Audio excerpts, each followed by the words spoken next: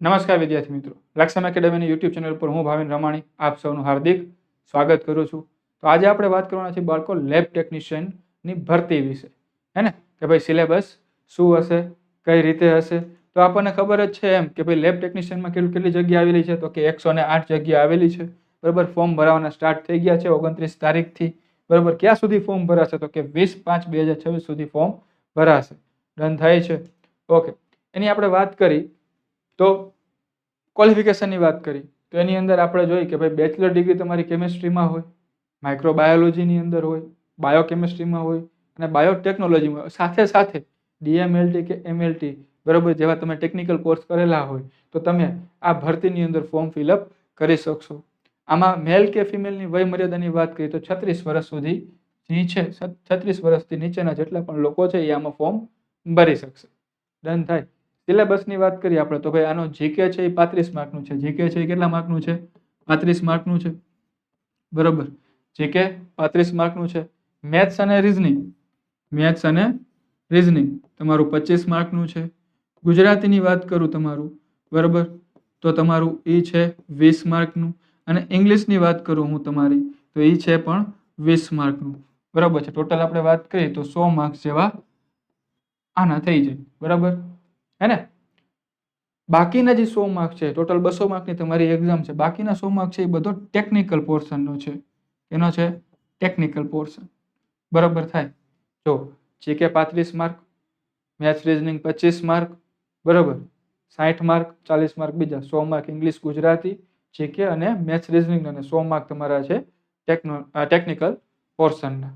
Clear થાય. એના સિલેબસની વાત કરીએ આપણે તો સિલેબસની અંદર આપણે જનરલ, બરાબર, મેન્ટલ એબિલિટી જે આપણે આવે છે, રીઝનિંગ કહી છે, તેમાં 2 છે, ઉંમર સંબંધિત પ્રશ્નો છે અને લોહીના સંબંધના પ્રશ્નો હશે. બરાબર. હિસ્ટ્રીની વાત કરીએ તો કે મૈત્રક વંશ છે, સોલંકી વંશ છે, વાઘેલા વંશ છે. બરાબર. 1857નો ભારતનો સ્વાતંત્ર્ય સંગ્રામ છે, એનો ઉદ્ભવ, સ્વરૂપ, કારણ, પરિણામો અને મહત્વ ગુજરાતના વિશેષ સંદર્ભમાં. બરાબર. ભારતની સ્વતંત્રતા માટેની ચળવળ, ભારત અને વિદેશમાં ભારતીય ક્રાંતિકારીઓ, આ બધું આપણે હિસ્ટ્રીની અંદર જોવાનું જ છે. બરાબર. કલ્ચર અને હેરિટેજમાં સાંસ્કૃતિક વારસો, કળા સ્વરૂપે સાહિત્ય, સંગીત, શિલ્પ અને સ્થાપત્ય. બરાબર. ગુજરાતના મેળાઓ, ઉત્સવો, ખાણીપીણી, પોશાક અને પરંપરાઓ. બરાબર. ગુજરાતની લોકનાટ્ય કળા એટલે કે આપણે જેને ભવાઈ કહેતા હોય છે એ. બરાબર. ગુજરાતના સાહિત્ય અને સાહિત્ય સંસ્થાઓ, ગુજરાતના સંગ્રહ સ્થાનો અને પુસ્તકાલય. બરાબર. ગુજરાતના તીર્થ સ્થળો અને પર્યટન સ્થળો, આ બધું આપણે કલ્ચર અને હેરિટેજની અંદર વાત કરવાની રહેશે. જીઓગ્રાફીની અંદર તો કે ભારતનો ભૂપૃષ્ઠ, બરાબર, ગુજરાતનો ભૂપૃષ્ઠ, પછી ભૂકંપ, જ્વાળામુખી અને ભૂસ્ખલનની વાતો કરવાનું, કુદરતી વનસ્પતિ, રાષ્ટ્રીય ઉદ્યાનની વાત કરવાની, જમીનના મુખ્ય પ્રકારો, ખડકો અને ખનિજોની આપણે વાત કરવાની રહેશે. સ્પોર્ટ્સની વાત કરીએ તો રાષ્ટ્રીય અને આંતરરાષ્ટ્રીય રમતો, સ્પર્ધાઓ અને રમતવીરોનું યોગદાન, કોણે શું જીત્યા હતા, ગોલ્ડ મેડલ જીત્યા હતા કે શું હતું, એ બધી આપણે સ્પોર્ટ્સની અંદર વાત કરીએ. વાત કરીએ આપણે ઇન્ડિયન પોલિટીની એટલે કે ભારતના બંધારણની, તો કે ભારતનું બંધારણનો ઉદ્ભવ અને વિકાસ ક્યાંથી થયો, કઈ રીતે થયો, બરાબર, એની લાક્ષણિકતાઓ, આમુખ જે ભારતનું આપણે ઇન્ડેક્સ પણ કહી શકીએ, મૂળભૂત અધિકારો અને ફરજો, બરાબર, માર્ગદર્શિકા સિદ્ધાંતો, અગત્યના બંધારણીય સુધારા, બરાબર, જે મિની બંધારણ સુધારો હતો એની પણ વાત આપણે કરવાની છે. કટોકટીને લગતી મહત્વની જોગવાઈઓ, બરાબર, સંઘ અને રાજ્યના કાર્યો, બરાબર, રાજ્ય વિધાનમંડળનું માળખું, કાર્ય, સત્તા અને વિશેષ અધિકાર, બરાબર છે, અને સ્થાનિક સરકાર. આપણે પંચાયતી રાજની અંદર પંચાયતી રાજનો ઇતિહાસ, એનું ત્રિમાળખીય જે પંચાયતીનું માળખું છે, બરાબર, એ પંચાયતી રાજ્યને લગતા બંધારણીય જોગવાઈઓ, બરાબર, ભારતમાં પંચાયતી રાજને લગતી સમિતિઓ, આ બધાની વાત આપણે પંચાયતી રાજની અંદર કરવાની રહેશે. બરાબર. વેલફેર સ્કીમ કે ભાઈ જે ગુજરાત રાજ્ય અને કેન્દ્ર સરકારની કલ્યાણકારી જે યોજનાઓ હોય છે બધી એ. બરાબર. ઇન્ડિયન ઇકોનોમી અને પ્લાનિંગની વાત કરીએ તો કે અર્થતંત્ર, ભારતીય અર્થતંત્રની અંદર ભારતીય અત્યાર સુધી થયેલા વિવિધ સુધારાઓ, યોજનાઓ, પંચ અને નીતિ આયોગ. કૃષિ ક્ષેત્રની વાત કરીએ તો કે મુખ્ય પાકો, સિંચાઈ પદ્ધતિ, કૃષિ ક્ષેત્ર સાથે સંકળાયેલ યોજનાઓ, કૃષિ અને ટેકનોલોજી, કૃષિ અને કૃષિ સાથે સંકળાયેલ ઔદ્યોગિક પ્રવૃત્તિ, શ્વેત ક્રાંતિ, કપાસની વાત કરતા હોય, બરાબર, તો એ બધી આપણે ઇકોનોમીની અંદર વાત કરવાની રહેશે. જનરલ સાયન્સ અને એન્વાયરમેન્ટ તો કે ભાઈ રાષ્ટ્રીય અને આંતરરાષ્ટ્રીય કક્ષાએ પર્યાવરણની જાળવણી માટેની નીતિઓ, બરાબર, સંધિઓ, પર્યાવરણ ક્ષેત્ર મહત્વની સંસ્થાઓ, પર્યાવરણ ક્ષેત્ર સંકળાયેલ મહત્વના એવોર્ડ, આ બધું પણ આપણે જનરલ સાયન્સની અંદર ભણવાનું રહેશે. વન અને વન્યજીવ સંરક્ષણ, બરોબર, આપત્તિ વ્યવસ્થા, રોજ બરોજના જીવનમાં સામાન્ય વિજ્ઞાન એટલે કે ભૌતિક વિજ્ઞાન, રસાયણ વિજ્ઞાન અને જીવ વિજ્ઞાન. બરોબર છે.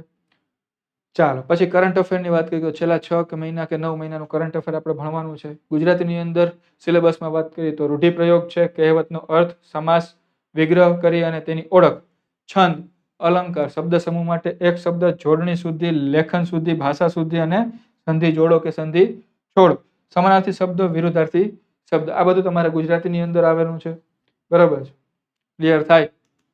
ચાલો ઇંગ્લિશ લેંગ્વેજની વાત કરીએ તો કે ટેન્સ છે, એક્ટિવ વોઇસ, પેસિવ વોઇસ છે, ડાયરેક્ટ ઇનડાયરેક્ટ સ્પીચ છે, ટ્રાન્સફોર્મેશન ઓફ સેન્ટેન્સ છે. બરોબર હે ને, આર્ટિકલ્સ એન્ડ ડિટર્મિનેશન છે, use of objective, preposition and conjugation, કન્જક્શન્સ હે ને, વર્બ્સ એન્ડ એડવર્બ્સ છે, નાઉન અને પ્રોનાઉન છે. બરોબર, સિનોનોમસ, એન્ટોનોમસ, આ બધા ઇંગ્લિશનો તમારો સિલેબસ રહેવાનો છે. બરોબર, મેન વસ્તુ તમારો અહીંથી સ્ટાર્ટ થાય છે કે જે છે એનાટોમી. બરાબર, લેબ ટેકનિશિયનના જે 100 માર્ક છે, આપણે એના માટે યુટ્યુબની અંદર એક સિરીઝ પણ ચલાવી છે જે ફ્રી ઓફ કોસ્ટ છે. બરોબર, તો ભાઈ એનાટોમીની અંદર તમારે વેરિયસ ટાઈપ ઓફ સિસ્ટમ ભણવાની હોય. પહેલાં તો એનાટોમી કોને કહેવાય એની વાત કરી છે, ટિશ્યુઝ. બરોબર, કે પછી માંસપેશીની વાત કરી છે આપણે કે એનાટોમી કોને કહેવાય. પછી વેરિયસ સિસ્ટમ એટલે કે અલગ અલગ તંત્ર શરીરની અંદર જે હોય એ તંત્રની વાત થાય છે. ક્યાં ક્યાં તંત્ર, તો કે એક છે સ્કેલેટન સિસ્ટમ, કંકાલ તંત્ર. આની અંદર તમે બોન્ડ ગણશો. બરોબર, તમારા શરીરમાં કેટલા બોન્ડ છે, 206 બોન્ડ છે, તો એ ક્યાં ક્યાં કેટલા બોન્ડ આવેલા છે એ જ. જેમ કે હાથ પગની વાત કરી તો એ બે ભેગા થઈને 120 બોન્ડ તો બનાવી શકે હે ને, 120 બોન્ડ થઈ જાય 206 માંથી. બાકીના બે ક્યાં બોન્ડ હોય એ બધા આપણે આની અંદર વાત કરવાની રહેશે, બોન્ડના નામ અને બધું. ડન થાય. બરોબર, પછી છે આપણી પાસે મસ્ક્યુલર સિસ્ટમ, મસલ્સ તંત્ર. બરોબર, જેમ કે બાયસેપ છે, ટ્રાયસેપ છે, થાઈના મસલ્સ છે. બરોબર, એની વાત કરશી આપણે. પછી ડાયજેસ્ટિવ સિસ્ટમ, પાચન તંત્રની વાત કરી તો કે ભાઈ મોઢું, અન્નળી, જઠર, નાનું આંતરડું, મોટું આંતરડું. બરોબર, રેક્ટમ એટલે કે મળાશય અને મળદ્વાર. બરોબર, એની વાત કરશું આપણે કઈ રીતે ડાયજેશન થાય છે. રેસ્પિરેટરી સિસ્ટમ, તો એની અંદર આપણે નાક, શ્વાસ નળી, બરોબર, ફેફસાની વાત કરશું. શ્વાસ નળી અને અન્નળી જોડતી હોય એ કંઠ નળી કહેવાય આપણે. બરોબર, તો એની પણ આપણે વાત કરશું. પછી છે સર્ક્યુલેટરી સિસ્ટમ. બરોબર, બ્લડ સર્ક્યુલેશન સિસ્ટમ, રુધિરાભિસરણ તંત્ર, રુધિરાભિસરણ તંત્ર, તો કઈ રીતે બ્લડની અંદર O2 ઉમેરાય, કઈ રીતે CO2 બહાર નીકળે, બ્લડ હાર્ટ દ્વારા ક્યાં ક્યાં જગ્યાએ પહોંચે. બરોબર, બ્લડ સુધી હાર્ટ સુધી બ્લડ કોણ લઈ જાય, અને પછી હાર્ટથી વિવિધ અંગો સુધી બ્લડ કોણ લઈ જાય એટલે કે ધમની અને શિરાની વાત કરશું આપણે. બરોબર, નર્વસ સિસ્ટમ, ચેતાતંત્રની વાત કરશું. તમારું મગજ અને કરોડરજ્જુ બે કામ કરતું હોય. બરોબર, જ્યારે કોઈ પણ અનૈચ્છિક પ્રક્રિયા થાય એટલે કે ભાઈ માની લો કે ભૂલથી કે ગરમ વસ્તુને હાથ અડી ગયો તો એ પરબરો પાછો આવી જશે, પહેલા હાથ પાછો આવી જશે, પછી આપણને ખબર પડશે કે એ વસ્તુ ગરમ હતી. એ કેના લીધે થાય, કરોડરજ્જુના લીધે. બરોબર, ચેતાતંતુઓ કામ કરતા હોય. ચાલો નેક્સ્ટ વાત કરીએ તો કે યુરિનરી સિસ્ટમ એટલે કે એક્સક્રેટરી સિસ્ટમ, ઉત્સર્જન તંત્ર. બરોબર, ઉત્સર્જન તંત્રની અંદર કોણ કોણ સંકળાયેલું હોય, તો કે કિડની હોય, મૂત્રવાહિની હોય, મૂત્રાશય હોય અને મૂત્ર માર્ગ હોય. બરોબર છે, એની અંદર ક્યાં ક્યાં પ્રોડક્ટ હોય, ઓર્ગેનિક કમ્પાઉન્ડની વાત કરશું આપણે. બરોબર, ઓર્ગેનિક કમ્પાઉન્ડ કે એરોમા, મૂત્રની પીએચ, બ્લડની પીએચ, એ બધી આપણે વાત કરશું હે ને. રિપ્રોડક્ટિવ સિસ્ટમ, પ્રજનન તંત્ર. આની અંદર આપણે બેના રિપ્રોડક્ટિવ સિસ્ટમ જોવાના છે, એક મેલ અને એક ફિમેલ. બરોબર છે, મેલની અંદર વાત કરીએ આપણે તો જેમાં પેનિસ અવેલેબલ હોય છે, અને ફિમેલની વાત કરીએ તો જેમાં યુટ્રસ અથવા તો વજાઇના આપણે કહીએ છીએ અવેલેબલ હોય છે. એના ભાગ અંડકોષ છે, શુક્રકોષ છે. બરોબર, અંડાશય છે, શુક્રાશય છે, આ બધાની આપણે વાત કરવાની છે. ક્લિયર થાય. ચાલો પછી આપણા ઓર્ગન સેન્સિટિવ જે ઓર્ગન્સ છે એની વાત કરવાની છે, તો કે એમાં આઈ, ઇયર, નોઝ અને ટંગ અને સ્કિન. તો એના કાર્ય શું કામ કરે છે, કઈ રીતે આપણને મદદરૂપ થાય છે, ક્યાં જરૂર પડે છે. બરોબર, એને ઈજા થઈ જાય તો શું થાય, એની અંદર કોઈ પણ રોગ થાય તો શું થાય, એ બધાની આપણે વાત કરવાની છે. એન્ડોક્રાઇન સિસ્ટમની વાત કરવાની છે, જેમની અંદર એન્ડોક્રાઇન એક ગ્લેડ છે. બરોબર છે, એની આપણે વાત કરવાની છે. એક્સરેમાં આપણે આઈડેન્ટિફિકેશન કરી શકવા જોઈએ, અપર લિમ્બ છે, લોઅર લિમ્બ છે. બરોબર, થ્રોક્સ છે, થ્રોક્સ એટલે આપણે છાતીનો ભાગ થાય. એબ્ડોમેન એટલે કે પેટનો ભાગ થાય. હેડ અને નેક, માથું અને ગળું, એવી રીતે વાત કરવાની છે. પછી હિસ્ટોલોજીકલ ટેકનિક છે. બરોબર, ઘણી બધી તમારી collective of tissues, block preparations. બરોબર, સ્લાઇડ આઈડેન્ટિફિકેશન. બરોબર, staining of tissues. Staining of tissues કે ભાઈ આપણે અમુક ટિશ્યુઝ એવો હોય કે જેને ડાયથી રંગવા પડે. બરોબર, તો જ આપણને દેખાય, તો જ એની બહારની કોષની દિવાલ આપણને જોવા મળે. ડન થાય. બરોબર, પછી આપણે ઇમ્બ્લેમિંગ્સ, ની વાત કરવાની છે, બરાબર. ઇન્ટ્રોડક્શન આખું પહેલેથી લઈને છેલ્લે લગી ત્યાં સુધી શું થાય છે શું નથી થતું એ, બરાબર છે. ક્લિયર થાય પછી આપણે મ્યુઝિયમની જ વાત કરવાની છે, કલેક્શન ઓફ સ્પેસિમિન્સ, બરાબર હે ને. સોલ્યુશન એન્ડ વેરિયસ મેથડ, કઈ કઈ મેથડ અવેલેબલ છે, તો સિલેક્શન, માઉન્ટિંગ, ફાઇલિંગ અને સ્કેલિંગ. તો પહેલા આપણે જોશું કે ભાઈ શું છે શું નહીં, હે ને. કે કોઈ પણ બીમારી આવી હોય તો એ બીમારી માટે પહેલા દવા ફાઇન્ડ કરી, દવાને ટ્રાય કરી, દવા ટ્રાય થઈ જાય પછી એને આપણે અપ્રુવલ લઈ કોઈ પણ એક ઉપર પ્રયોગ કરી લીધા પછી આપણે એનું સ્કેલ્પમાં કઈ રીતે એટલે કે સ્કેલની અંદર દવા કેમ બનાવી એ બધી ટેકનિકની બધી આપણે વાત કરવાની છે, બરાબર. પછી આપણે વાત કરવાની છે આર્ટિક્યુલેશન ઓફ સ્કેલેટન, બરાબર. એની અંદર આપણે બધું ડિટેલ્સની અંદર આપણે અત્યારે નથી જતા, બરાબર છે, પણ આ તમારો સિલેબસ છે. Basic technique in genetics works, કઈ રીતે જેનેટિક્સ વર્ક્સ થાય છે, બરાબર. પછી ડાયસેક્શન, હોલ મેનેજમેન્ટ, તમે જ્યારે ડાયસેક્શન કોઈને કાપતા હોય, કાપાકૂપી હાલતી હોય તો એને મેનેજમેન્ટ કઈ રીતે કરવું, એને ક્લીન કેમ રાખવું, ટેબલને શું કરવાનું, કઈ રીતે કરવાનું, ડિસ્પોઝેબલ કોઈ વસ્તુ હોય તો એ ક્યાં લઈ જવાની.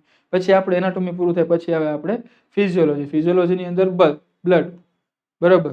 પછી આવે અને નવ ફિઝિયોલોજી કે ટાઈપ, સ્ટ્રક્ચર, પ્રોપર્ટીઝ અને ફંક્શન્સની આપણે વાત કરવાની રહેશે. એમાં આરબીસી, ડબલ્યુબીસી, બરાબર. Morphology, functions, fat and development, આ બધું આપણે બ્લડની અંદર વાત કરવામાં આવશે. એની પીએચ, બરાબર, તો કે ન્યુરોન્સ છે, રિસેપ્ટર્સ છે, બરાબર, સેન્સેશન છે, રિફ્લેક્શન છે. પછી આપણે કાર્ડિયોવેસ્ક્યુલર સિસ્ટમની વાત કરશું, બરાબર. પછી એક્સટ્રેક્ટરી સિસ્ટમની વાત કરશું, બરાબર. Function of kidney, formation of urine અને મેસ્ચ્યુરેશનની વાત કરશું આપણે. ડાયજેસ્ટિવ સિસ્ટમની આપણે વાત કરી છે, બરાબર. સ્પેશિયલ સેન્સ એટલે કે structure of eye and formation of image, hearing, કાનની વાત કરશું આપણે, બરાબર. સેન્ટ્રલ નર્વસ સિસ્ટમની વાત કરશું આપણે. રેસ્પિરેટરી સિસ્ટમની વાત કરશું, mechanism, regulation of respiration, lung, volumes અને ટેસ્ટ, ટ્રાન્સપોર્ટ ઓફ O2 અને CO2 કઈ રીતે થાય આપણા બ્લડની અંદર એની વાત કરવાની રહેશે, બરાબર. એન્ડોક્રાઇન સિસ્ટમની વાત કરવાની રહેશે. રિપ્રોડક્ટિવ સિસ્ટમ, પ્યુબર્ટી, બરાબર. ફિઝિયોલોજી ઓફ ટેસ્ટિસ, બરાબર છે. ફિઝિયોલોજી ઓફ ઓવરી એન્ડ મેન્સ્ટ્રુઅલ સાયકલની વાત કરવાની રહેશે. બાયોકેમિસ્ટ્રીની વાત કરીએ આપણે તો કે ફંક્શનિંગ ઓફ ક્લિનિકલ લેબોરેટરી, બરાબર. ભાઈ ડ્યુટી તમારી શું હોય લેબોરેટરી ટેકનિશિયનની, બરાબર. ઇન્ટ્રોડક્શન ઓફ ઇક્વિપમેન્ટ્સ, કયા કયા ઇક્વિપમેન્ટ્સ તમારે યુઝ કરવાના હોય, બરાબર. લેબોરેટરી સેફ્ટી કઈ રીતે રાખી શકો તમે, પ્રિપેરેશન ઓફ સોલ્યુશન, નોર્મલ અથવા તો મોલાર, બરાબર, એક્સેટ્રા તમારે આની અંદર વાત કરવાની હોય છે, બરાબર. આ બધો લાંબો એવો એનો સિલેબસ આપણી પાસે અવેલેબલ છે. આ બધું આપણે કમ્પ્લીટ કરવાનું છે. ડન થાય છે. પછી ફાર્માકોલોજીની અંદર વાત કરીએ તો કે જનરલ ફાર્માકોલોજી છે. પછી ઓટોનોમિક નર્વસ સિસ્ટમ છે જેને આપણે ANS કહી છીએ, બરાબર. પછી સેન્ટ્રલ નર્વસ સિસ્ટમ છે જેને આપણે CNS કહી છીએ, હે ને. પછી કાર્ડિયોવેસ્ક્યુલર સિસ્ટમ છે, બરાબર છે. પછી આપણે GIT છે, RS છે એટલે કે રેસ્પિરેટરી સિસ્ટમ છે, બરાબર. તો એની અંદર ડ્રગ યુઝડ ફોર રેસ્પિરેટરી અને ડિસઓર્ડર્સ, કફ, બરાબર, બ્રોન્કાઈ, અસ્થમા, આ બધા ડિસીઝની વાત કરવી છે. પછી યુટ્રેસ છે, હે ને. એન્ડોક્રાઇન સિસ્ટમની અંદર ડ્રગની વાત કરવાની છે આપણે, બરાબર. કિમોથેરાપી, જેને કેન્સર હોય એને કિમોથેરાપી અથવા તો વેક્સિન અને અથવા તો સેરાની વાત કરવાની છે, બરાબર. એક્સપેરિમેન્ટલ ફાર્માકોલોજી કે કાંઈક એક્સપેરિમેન્ટ કરવાનું હોય, બરાબર. ઇફેક્ટ ઓફ ડ્રગ, આ ઉપર શું ઇફેક્ટ આવે છે. માની લો કે કોઈ પણ આપણે કોરોના હતો તો એની અંદર આપણે જે વેક્સિન બનાવી તો કોઈ બોડીની અંદર ઇન્જેક્ટ કરવામાં આવી તો આ ડ્રગ કઈ રીતે વર્ક કરે છે, એનું કઈ સાઇડ ઇફેક્ટ આવે છે કે નહીં, એ બધું તમારે કેમાં ભણવાનું હોય, પ્રેક્ટિકલની અંદર ભણવાનું હોય. લેબોરેટરી ટેકનિકની વાત કરી લઈએ તો કે કોમન લેબોરેટરી ટેકનિક્સ અને મેજરમેન્ટ્સ ઇન ફાર્માકોલોજીસની અંદર વાત થશે. તો આ બધું તમારો લેબોરેટરી ટેકનિકની વાત કરવામાં આવે છે, બરાબર. પછી છે પેથોલોજી, બરાબર. પછી છે બેઝિક હેમેટોલોજી એન્ડ ટેકનિક, બરાબર. એમાં બધું તમારે આપણે બલ્બ્સ છે, બરાબર, BTN, CT છે, RBC છે, બરાબર. EDTA એક આપણે કહેવાય ને કે ભાઈ શું કહેવાય, કેમિસ્ટ્રીની અંદર EDTA યુઝ થાય, બરાબર, પ્રક્રિયાની અંદર, બરાબર. Ethylene diamine tetra acetate.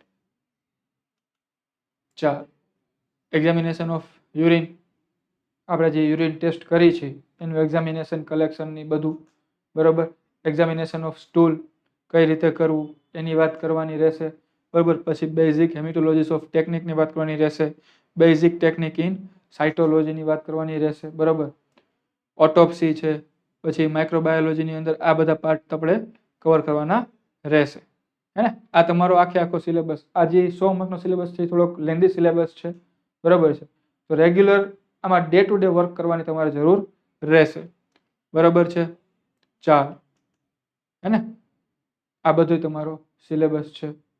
Clear થાય? વાયરસની અમુક વાત કરશું આપણે. HIV છે, પોલિયો છે, હેપેટાઇટિસ છે, ડેન્ગ્યુ છે, બરાબર. અધર બીજા ઘણા બધા વાયરસ છે, જે આપણે જરૂર પડશે એ બધું આપણે કવર અપ કરી લેશું. ડન છે. આપણે લેબ ટેકનિશિયન માટે 3 બેચ આપણે લોન્ચ કરેલી છે, એટલે એક જ બેચ છે જોકે. તો એની અંદર જો તમારે વિધાઉટ બુક જોતી હોય બેચ, તો તમને મળશે 5499 ની અંદર. બરાબર. ખાલી ટેકનિકલ બુક તમારે જોતી હોય તો તમને મળશે 5999 ની અંદર. અને જો લેબ ટેકનિશિયનની ઓલ 5 બુક સાથે તમારે જોતી હોય તો તમને મળશે 6999 ની અંદર. તો બાળકો, આ હતો આપણો સિલેબસ અને આપણી બેચ અવેલેબલ છે. ઓલરેડી આપણે યુટ્યુબની અંદર ફ્રી સિરીઝ ચાલુ કરેલી જ છે લેબ ટેકનિશિયન માટે, જે મેઇન તમારો પોર્શન છે લેબ ટેકનો, એના માટે. બરાબર છે. તો જો અત્યાર સુધી તમે ન જોઈ હોય તો એ બધા લેક્ચર એક વખત જોઈ લેજો. થિયરેટિકલ પોર્શન છે, સમજવાનું છે. બની શકે કે કંટાળો આવે, પણ એ કંટાળાને થોડીક વાર સાઈડમાં મૂકીને આપણે આગળ સિલેબસ કમ્પ્લીટ કરવાનો રહેશે. ચાલો, મળીએ નેક્સ્ટ લેક્ચરની અંદર. Thank you.